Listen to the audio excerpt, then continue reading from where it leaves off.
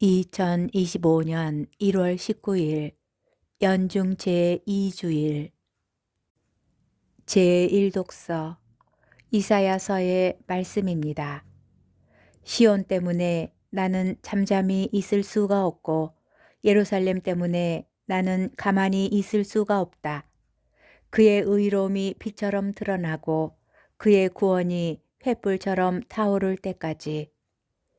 그러면 민족들이 너의 의로움을, 임금들이 너의 영광을 보리라.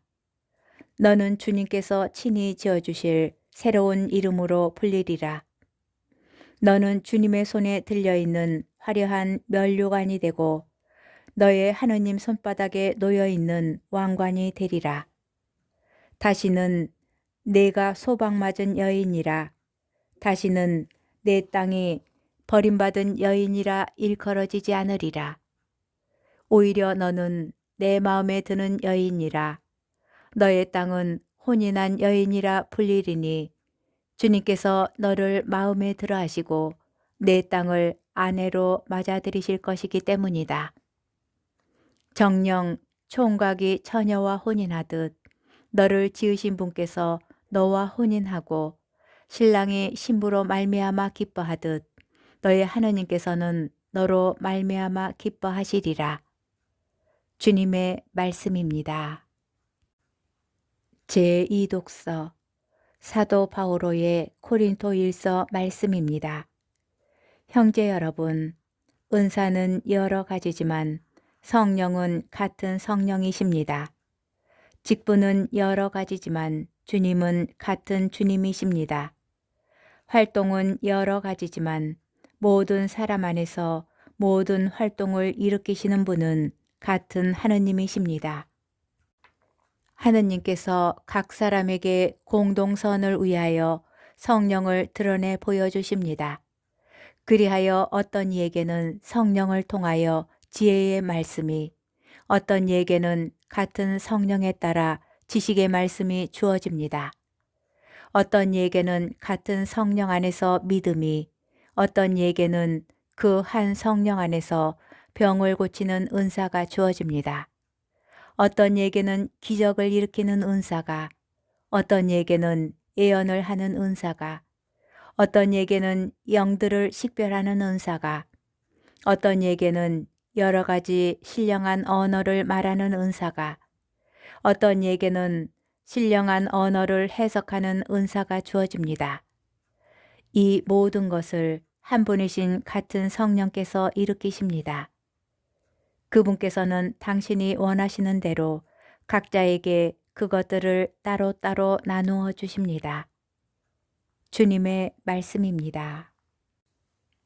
복음, 요한복음 2장 1절에서 11절의 말씀입니다. 그때에 갈릴레아 카나에서 혼인잔치가 있었는데 예수님의 어머니도 거기에 계셨다. 예수님도 제자들과 함께 그 혼인잔치에 초대를 받으셨다. 그런데 포도주가 떨어지자 예수님의 어머니가 예수님께 포도주가 없구나 하였다. 예수님께서 어머니에게 말씀하셨다. 여인이시여, 저에게 무엇을 바라십니까? 아직 저의 때가 오지 않았습니다. 그분의 어머니는 일꾼들에게 무엇이든지 그가 시키는 대로 하여라 하고 말하였다. 거기에는 유다인들의 정결례에 쓰는 돌로 된 물독 6개가 놓여 있었는데 모두 두세 동이들이었다. 예수님께서 일꾼들에게 물독에 물을 채워라 하고 말씀하셨다.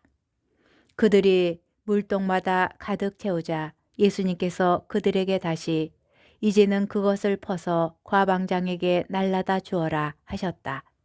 그들은 곧 그것을 날라갔다. 과방장은 포도주가 된 물을 맛보고 그것이 어디에서 났는지 알지 못하였지만 물을 퍼간 일꾼들은 알고 있었다. 그래서 과방장이 신랑을 불러 그에게 말하였다. 누구든지 먼저 좋은 포도주를 내놓고 손님들이 취하면 그보다 못한 것을 내놓는데 지금까지 좋은 포도주를 남겨두셨군요.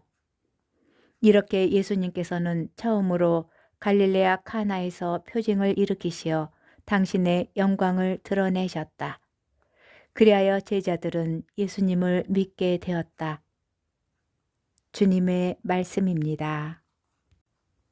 오늘의 묵상. 오늘 복음은 예수님께서 행하신 첫 번째 기적으로 알려진 카나의 혼인잔치 이야기입니다.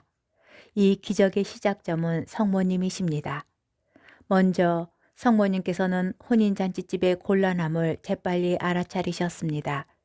성모님께서 그 잔치에 즐기는 이로 계셨는지 아니면 일손을 보태어 돕고 계셨는지 정확히 알 수는 없습니다. 다만 뒤에 일꾼들을 부리시는 그분의 솜씨로 보아 잔치 준비에 큰 도움을 주고 계셨겠다고 짐작할 수 있을 뿐입니다. 이어서 성모님께서는 그 집의 곤란한 사정을 아들 예수님께 신속히 알리십니다. 성모님의 역할은 중재자이십니다.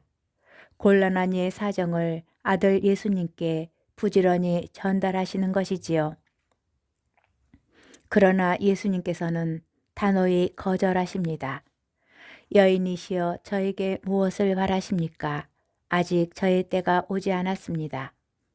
그러나 신뢰의 어머니 마리아께서는 실망하시지 않고 일꾼들에게 이르십니다.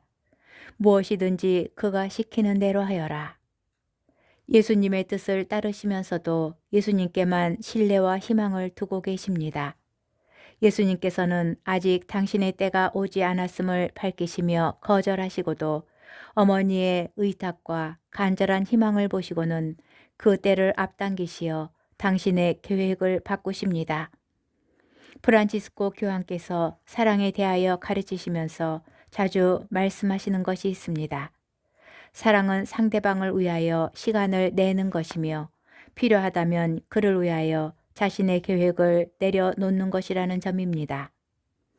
예수님의 첫 번째 기적은 당신의 계획을 내려놓으시고 응답하심으로써 이루어졌습니다.